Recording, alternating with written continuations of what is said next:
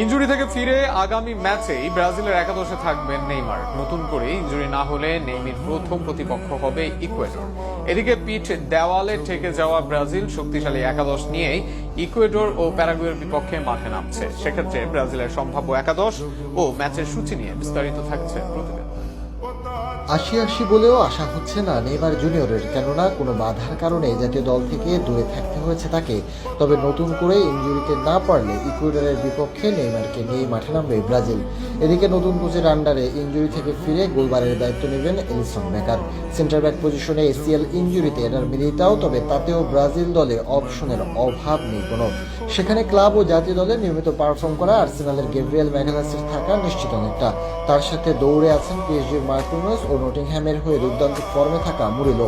দুজনের একজন সুযোগ পেতেই পারেন, তবে অভিজ্ঞতা ও ফর্মে এগিয়ে রাখবে পিএসজির মার্কিনোসকে।